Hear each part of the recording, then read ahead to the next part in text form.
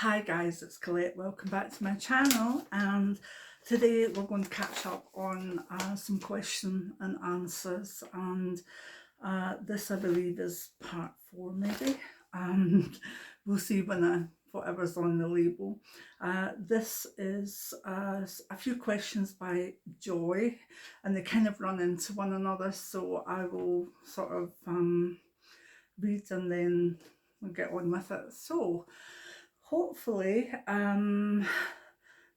we can get some answers on this. Obviously, I have to say I'm only answering from my own experience, my own life experience, and if it's something that I don't know enough about, then you're better maybe with someone else. But I'm getting a bit old, so I kind of know quite a lot about shamanic and mediumship, etc. So anyway, this is from Joy. Thank you, Joy, for your question.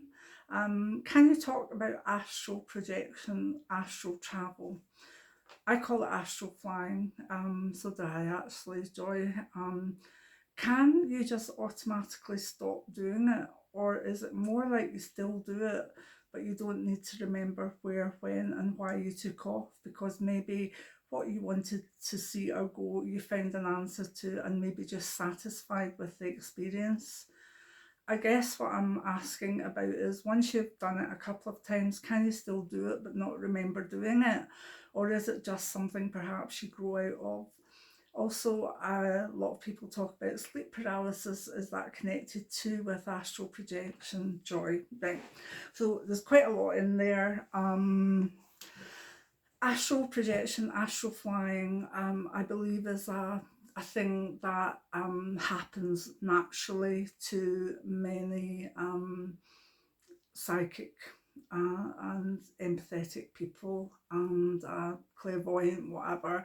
If you're a person that dreams a lot, that sees a lot, whatever, the chances are that you will astral project.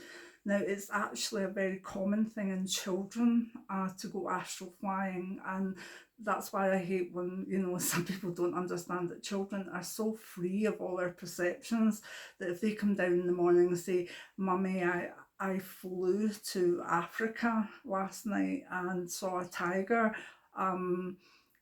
they say, "Oh, that was a great dream," or whatever. But there'll be the one kid in 1,000 or whatever that, actually has gone to Africa and seen a tiger. I know of quite a few children who have gone wonderful places, and some amazing stories about that, but they are a bit personal to themselves. But as children, some children do it during sleep. Some are amazing and can do it at will, which I have experience of a child that managed to do that in certain places, particularly when she felt worried about someone. She could go and visit them and come back with the information, which was fantastic. So I believe that astral projection is something we all can do, but obviously the more open to the paranormal world, the more open to universal forces, all the stuff that is huge and amazing.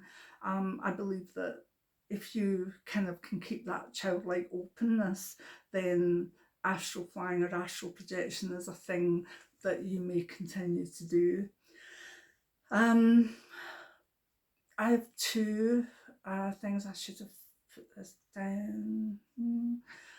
Yeah, I used to teach astral projection as one part of a sort of workshops, and some people were very good at it and others weren't. But to answer the question, I'll go back to what I was saying. Basically, if you leave your body at night and go traveling, a lot of the time you'll bring that information back, and it will be the answer to something that you have wanted. So that can be done subconsciously, or a lot of people can go in to their sleep basically saying, "I need to understand XYZ. and I want to be able to go there and understand that and do it, and they will do it at will rather than just as part of who they are.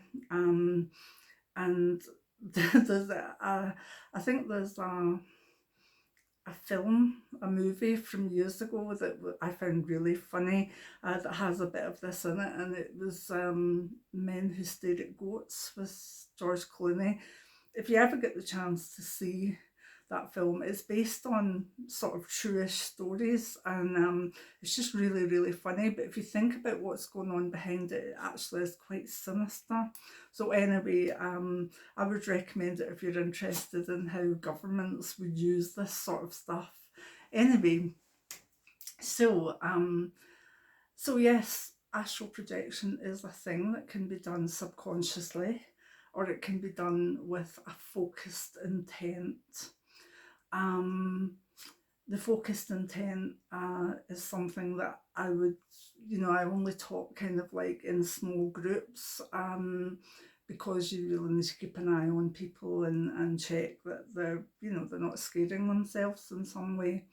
I also believe that people astral project but don't remember it in the morning, and that's an answer to one of Joy's questions. I believe that they actually go sort of subconsciously with an aim, go out, find an answer, bring it back, and then that is merged into the subconscious, so they don't actually need to remember it because it's in there. It's almost like downloaded as such.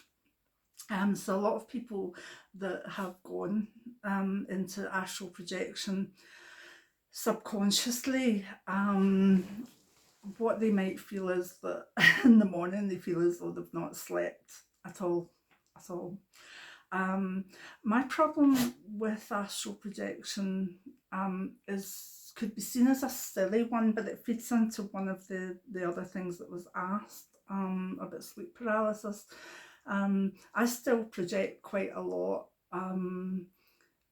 If I have a night of seeing visions, seeing maybe even prophecy, etc.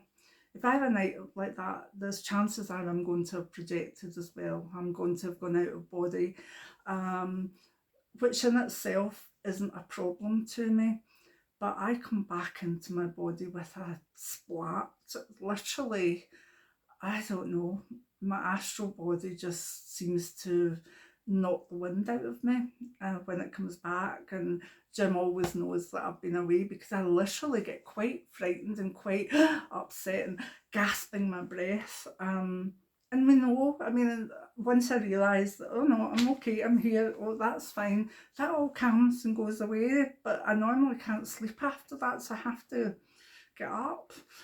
Which is good for writing stuff down, I suppose. But I find astral projection fascinating, and it's something I can do.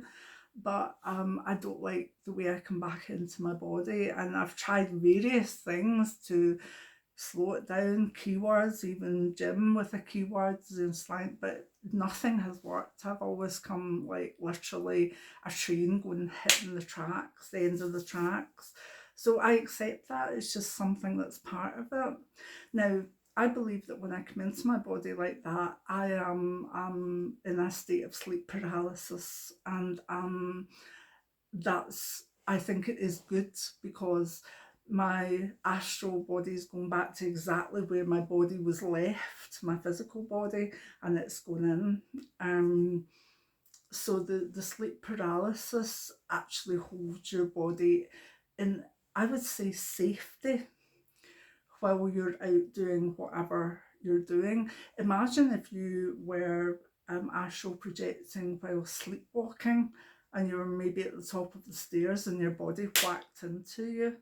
I mean, no. So I believe that sleep paralysis is an important part of astral projection. And I'm, even when I've maybe seen my children or a child or, people that I know in that state of paralysis, yes, there can be a couple of other things that cause it, but it's mostly that they are being held in space for whatever. Sometimes it's just dreaming, but sometimes it's actually projection as well, and to hold them safe while their bodies come back into the physical body. That's my opinion on it anyway. I don't think I've read that anywhere or whatever. It's just my experience of it, so I may well be wrong, but I know that I have never astral flew. I've never astral projected when I've not been lying comfortably in my body and not moving. Like, I never go into a position, astral fly, and come back and I'm in another room or even on the floor or whatever. I'm always exactly the same position, and that's why I think sleep paralysis is part of it. So let me see, have I answered some of that? Yeah, you've gone out and you've found what you needed. And yes, a lot of the times you won't remember it, but it's good to have a notepad at the side of your bed. And then I've answered about sleep paralysis. I was running a workshop, and it was a smaller group of people that we were doing, sort of bringing them on a wee bit more shamanically. Excuse me. And there was one chap that I thought was pretty amazing, or could be.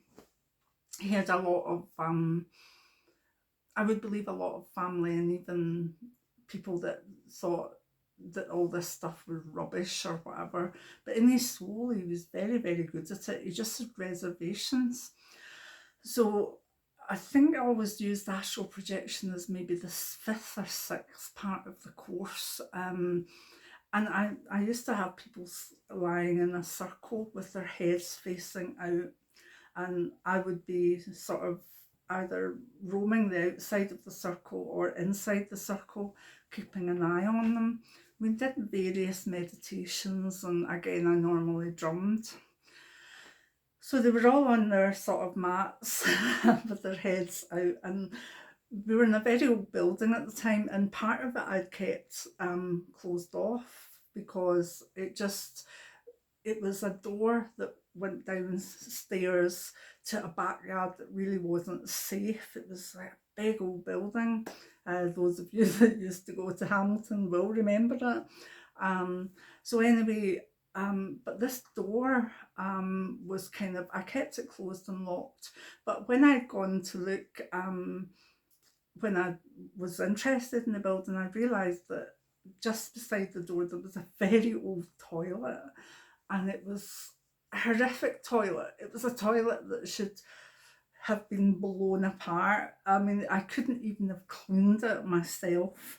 So that's another reason why I just locked the door, because nobody ever that was using the hall we were in was going to actually ever see down that staircase or that toilet. So at the back of this person, that was, his head was towards the wall, was just a wall with some stuff on it. And the door looked like nothing, and it was very obvious it was locked. So I'm going round the circle, and I see that his astral body's moving up a bit out of his, it's only moving about a foot, and it's moving about another foot, and it's moving about another foot, and he, deep in meditation, looked as though he was stuck to the spot. And then I just stopped myself laughing, because he moved about 4 foot, and it took his astral body through the wall. Like, the wall wasn't there. And I'm watching this and thinking, oh my God, he's in the toilet. He's in that grotty train spotting toilet.